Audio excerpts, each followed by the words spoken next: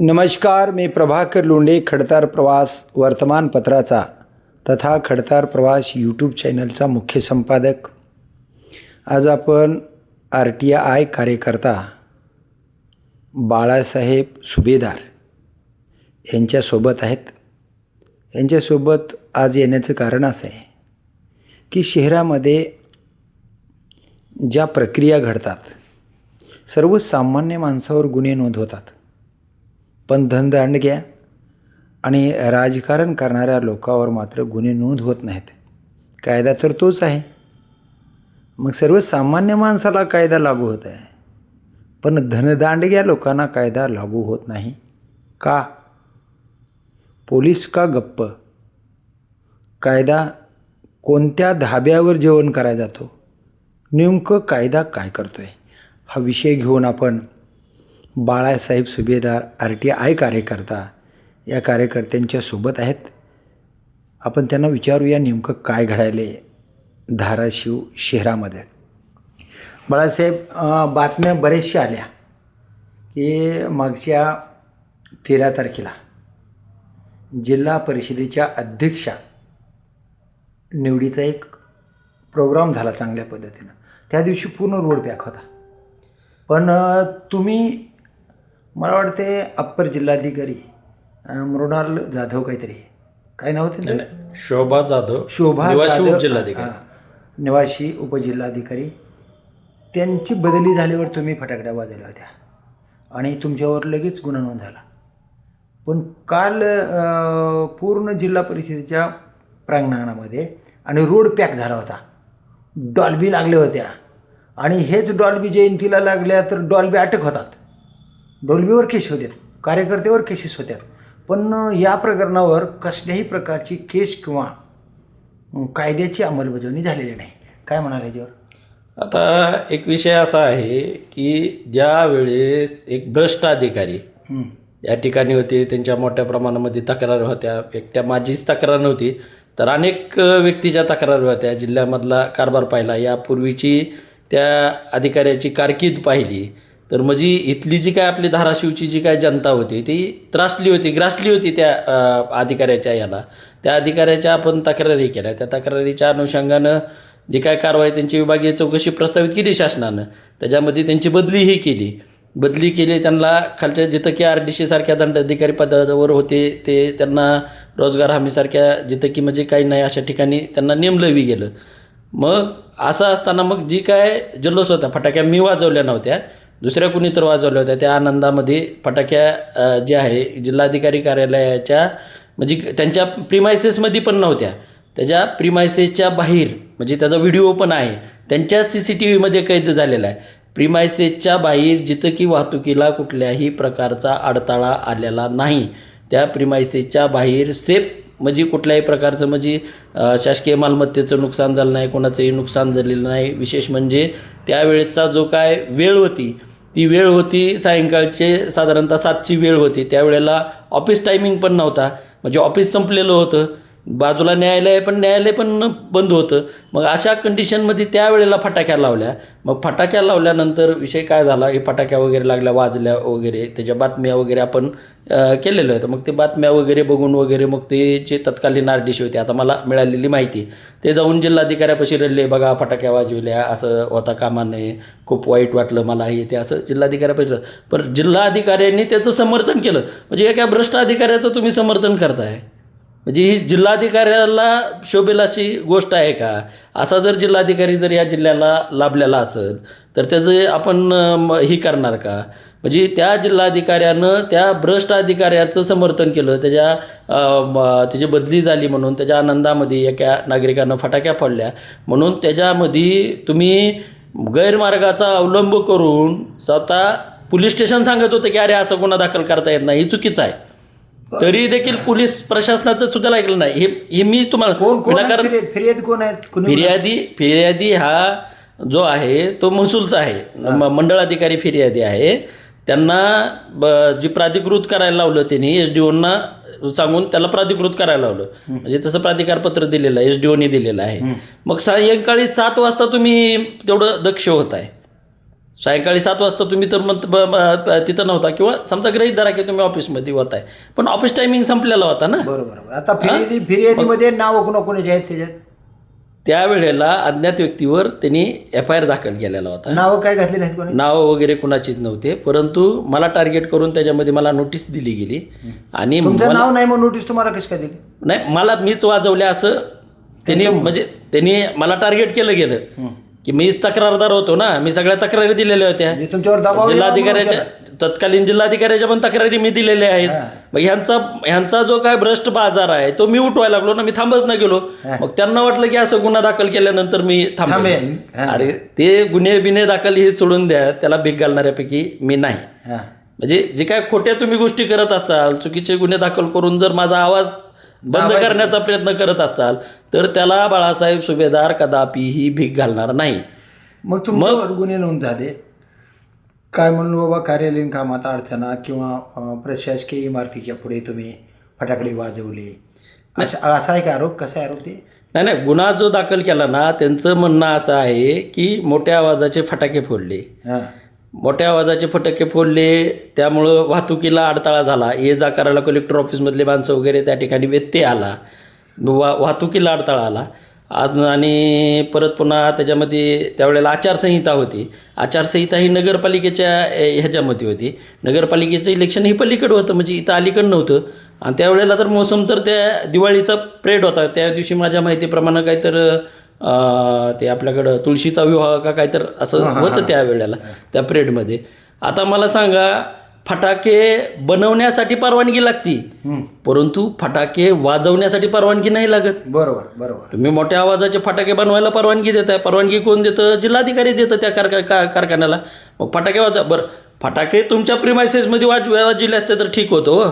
फटाके कुठं वाजले? नाही, फटाके कुठं वाजले? त्यांच्या प्रिमायसेसच्या बाहेर. तुम्ही व्हिडिओ बघा, तो व्हिडिओमध्ये प्रिमायसेसच्या बाहेर वाजलेत. मग प्रिमायसेसच्या बाहेर रस्त्यावर पण नाहीत. रस्त्यावर जर वाहतुकीला अडथळा आला ना, तर वाहतूक शाखा आहे ना, पोलिसांची स्वतंत्र वाहतूक शाखा आहे. त्यावेळेला तिथं वाहतूक शाखा आली का? तशी काय कुठं नोंद आहे का? बरं, त्या व्हिडिओमध्ये वाहतुकीला कुठं अडथळा, वाहनं वगैरे सिक्युअरमध्ये यायला चाललेत, बाजूला लावलेलं, रस्त्याच्या बाजूला लावलेलं आहे. आणि दुसरी गोष्ट म्हणजे त्याची त्यांचं कंपाऊंडच उलटा अतिक्रमणमध्ये आहे, कलेक्टर ऑफिसचं, SP ऑफिसचं. हा सगळ्यात मोठा विषय. सार्वजनिक त्यांचं जे कंपाऊंड जे आहे ना, जे आपलं स्टेट बँक जे आहे बाजूची कलेक्टर ऑफिसच्या, त्याचं जे कंपाऊंड आहे ना, आपलं न्यायालयाचं जे कंपाऊंड आहे ना, त्या हिशोबानं त्यांचं हे पाहिजे. ते पुढे जी जागा आहे ना, ते उलटा अतिक्रमित आहेत. म्हणजे तुम्ही उलट रस्त्यावर अतिक्रमण करून तुमची दुकानं मांडली आणि तुम्ही ही सांगायला लागलात आम्हाला. मग ही जी गोष्ट आहे ती चुकीची आहे. मग त्या ठिकाणी तिथं FIR दाखल केला, मला टार्गेट केलं, माझं बी नाव त्याच्यामध्ये गोवलं गेलं. मी त्याला उच्च न्यायालयामध्ये त्याला आव्हान दिलेलं आहे, FIR कॅशिंगसाठी मी टाकलेलं आहे. बरं. आता मग मला हे म्हणायचं आहे की काल 13 तारखेला जिल्हा परिषदेच्या अध्यक्षाची निवड झाली. पूर्ण रोड पॅक होता, डॉल्ब्या वाजत होत्या, फटाकडे वाजत होते.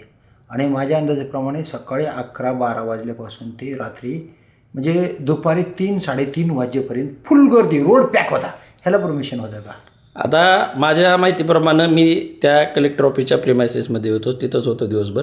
साधारणतः 12 ते 4 या दरम्यान ते घटना पूर्ण घडलेली आहे. आता वास्तविक पाहता अध्यक्ष उपाध्यक्षाच्या निवडी आहेत, हे सगळं ह्याच्यानुसार आहे. परंतु त्या ठिकाणी जमाव जमवण्यासाठी, आता तुम्ही जर समजा 5-6 माणसापेक्षा जर जास्त जर जमाव जमवला तर तिथं कधीही म्हणजे ते कायमस्वरूपी जमावबंदीचे आदेश असतात. आणि त्या दिवशी सुद्धा निवडी आहेत, म्हणजे त्या दिवशी जमवणं वगैरे ही कायद्यानं गुन्हा आहे. त्या ठिकाणी जमाव किती मोठ्या प्रमाणात होता? अध्यक्ष उपाध्यक्षाच्या निवडी हा मध्ये सभागृहामधला विषय आहे. सभागृहाचा बाहेर मोठ्या प्रमाणामध्ये जमाव होता. बरं ठीक आहे, जमाव होतात इथपर्यंत बी ठीक आहे. जर ते वाहतुकीला अडथळा न येता जर इतर ठिकाणी थांबले गेले तर त्याचं पण काय नाही.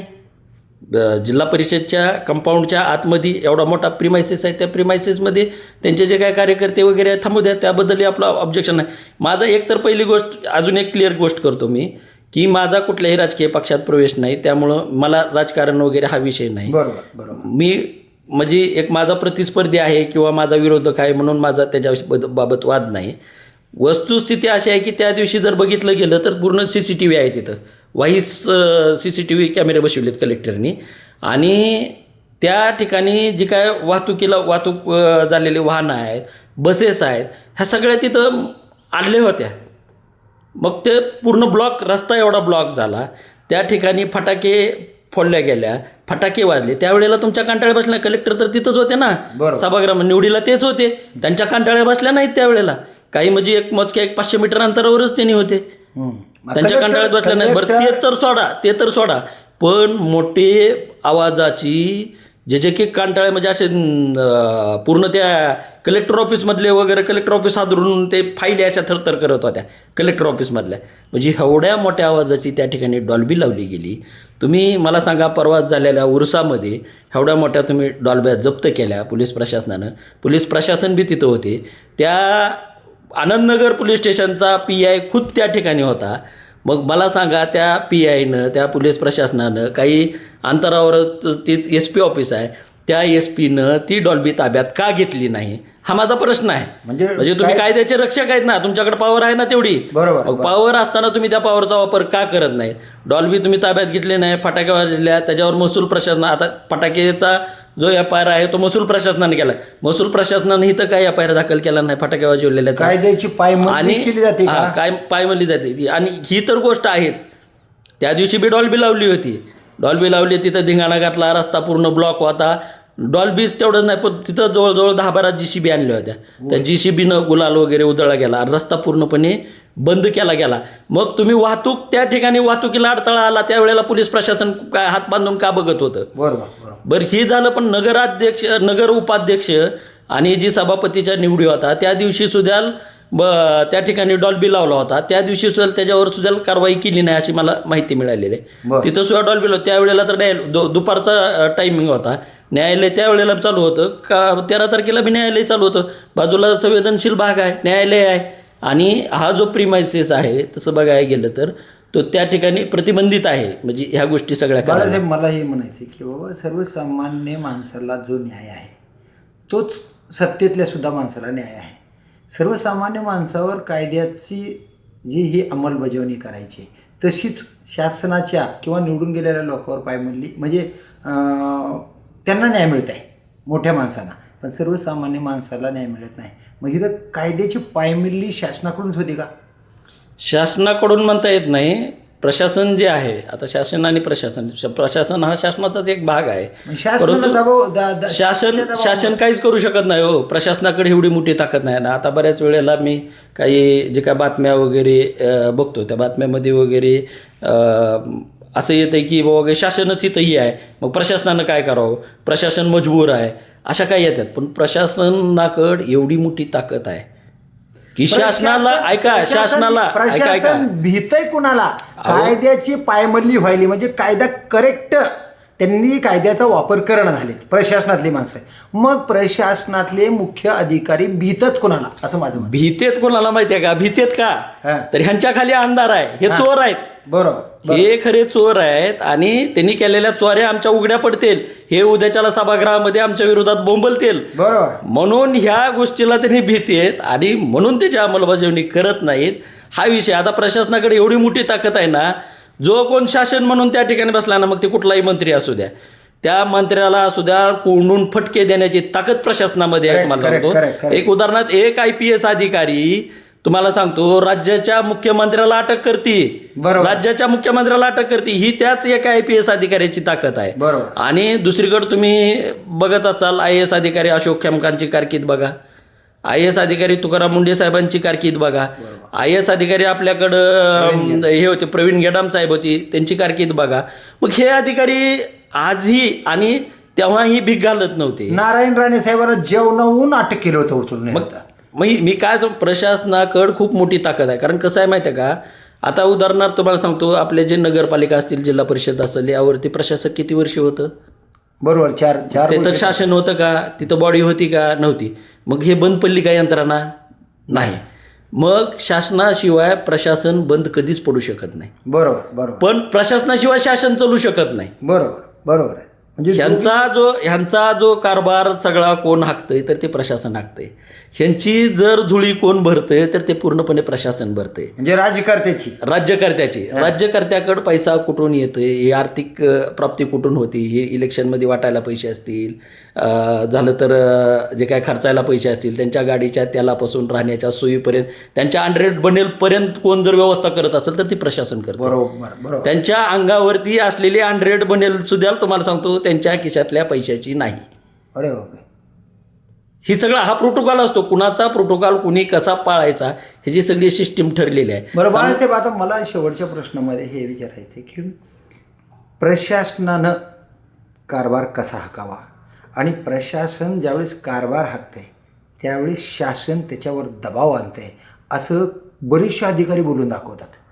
पण त्या प्रशासनातल्या अधिकाऱ्यांनी कायदा सर्वसामान्य जनतेसाठी, देशातल्या प्रत्येक माणसासाठी कसा चालवावा याचं उत्तर मला पाहिजे. दादा, कशा पद्धतीने काम करावं या लोकांनी? आता प्रशासनामध्ये कसं असतं काम करत असताना, आता जे काय समजा आता मोठ्या प्रमाणामध्ये पोलीस भरती झालेले जे काय मुलं आहेत, तुम्हाला सांगतो जे काय नर्स झालेल्या मुली आहेत, ही जी काय वर्ग 3 वर्ग 4चे जे कर्मचारी आहेत, म्हणजे ते कुठल्याही विभागातले असू द्या, हे सगळे शेतकरी मजुराचे वगैरे लेकर आहेत. हे ज्या पद्धतीने आज तुम्ही पोलीस भरती होत असताना किती मोठ्या प्रमाणामध्ये मेहनत करावी लागते हे बघा. म्हणजे सहजासहजी भरती आहे का? सहजासहजी नाही. मग हीच लेकरं भरती झाल्यानंतर त्यांच्या आईवडिलाचं चीज झालं, मिरवणूक काढली जाते, त्याच्यावर गुलाल उधळला जातो, चांगली गोष्ट आहे. एक गरीब घरचं बाबा पोरगं शासन सेवेमध्ये गेलं, त्याचं कुटुंब पुढं येईल. पण हीच लेकरं उद्याला जी भूतकाळ आहेत ती भूतकाळ विसरतात आणि सिस्टीममध्ये सामील होतात. पण सिस्टीममध्ये सामील व्हायची गरज नाही. सुरुवातीला तुम्हाला थोडासा त्रास होईल त्याला प्रतिकार करत असताना, जी की माझ्याही बाबतीत गेल्या. मी काय म्हणजे असं काय बलाढ्य ह्याच्यामधला नाही.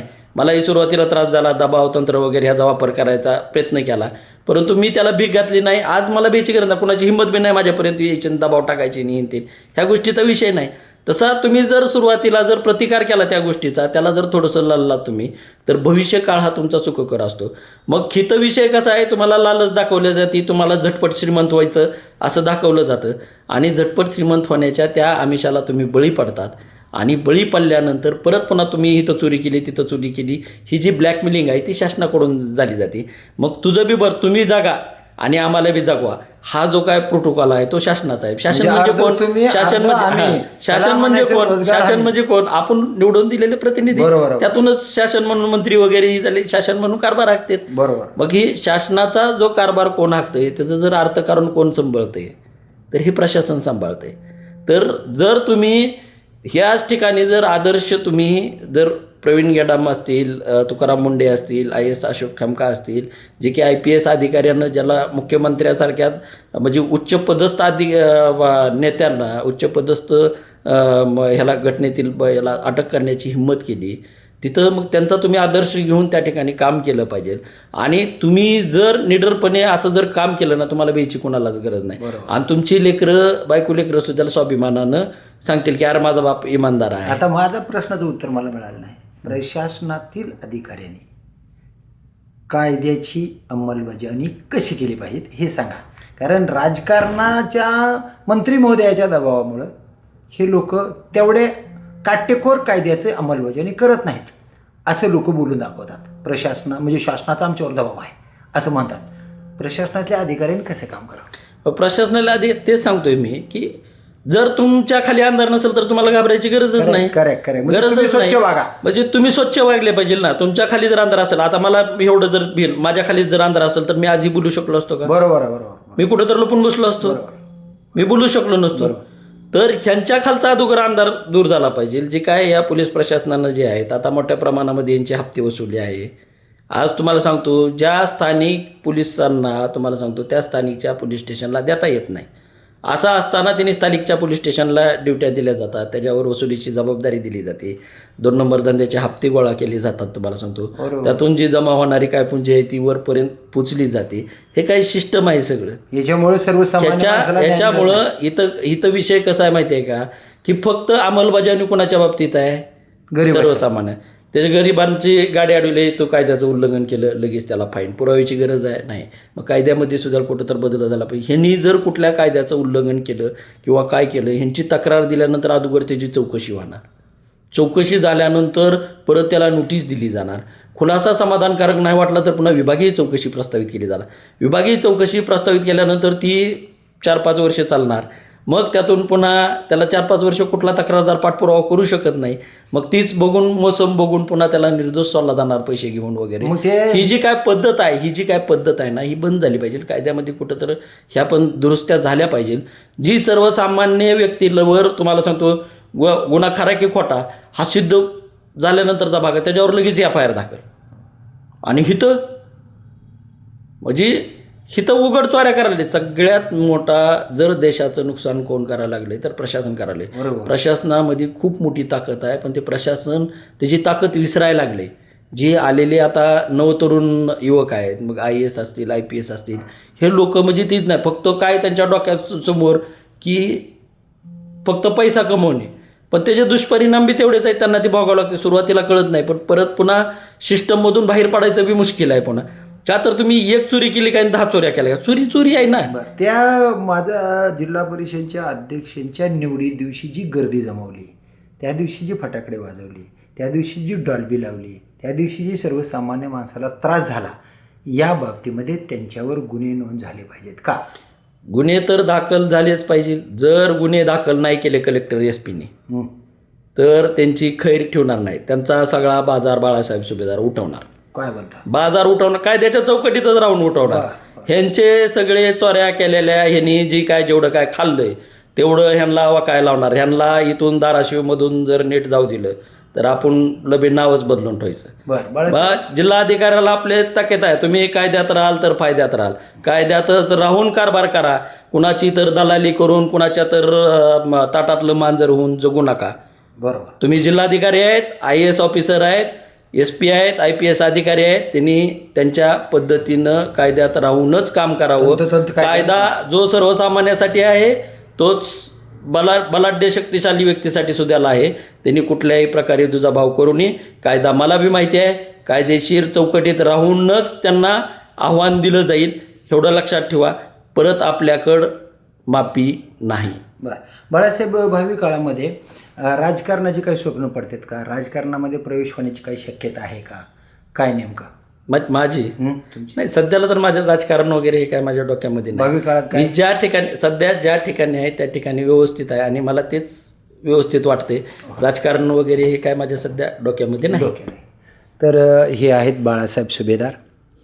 कायद्याची अंमलबजावणी तंतोतंत करा, अन्यथा खैर नाही. सर्वसामान्य जनतेसाठी जो कायदा आहे तोच कायदा बलाढ्य शक्तिशाली राजकीय पुढाऱ्यासाठी सुद्धा आहे. कारण हा देश कायद्यावर चालतो आणि सर्वसामान्याला जो न्याय मिळावा तोच मोठ्याला पण मिळावा. मोठ्याला न्याय आणि गरिबावर अन्याय असं चालू देणार नाही. कायद्याच्या चौकटीत तुम्ही राहिलात तर फायद्यात राहाल, नाहीतर तुमचा बाजार मी उठवल्याशिवाय राहणार नाही, अशी धमकीच कायद्याच्या चौकटीत राहून बाळासाहेबांनी दिलेली आहे. तर बघूया येणाऱ्या काळामध्ये नेमकं कलेक्टर, पोलीस अधीक्षक, पोलीस निरीक्षक आणि संबंधित पोलीस डिपार्टमेंट कायद्याची अंमलबजावणी तंतोतंत करेल का, हेच पाहूया येणाऱ्या काळात. मी प्रभाकर लोंढे, खडतर प्रवास वर्तमानपत्राचा तथा खडतर प्रवास यूट्यूब चॅनलचा मुख्य संपादक. या चॅनलला सबस्क्राईब करा, शेअर करा, लाईक करा, बेल आयकॉनचे बटन दाबा आणि आपले विचार कमेंट बॉक्समध्ये कायद्याच्या चौकटीत राहून सत्य ते सत्य, असत्य असत्य असे विचार नोंद करा. मी प्रभाकर लोंढे, धन्यवाद. धाराशिवकर. जय हिंद, जय महाराष्ट्र.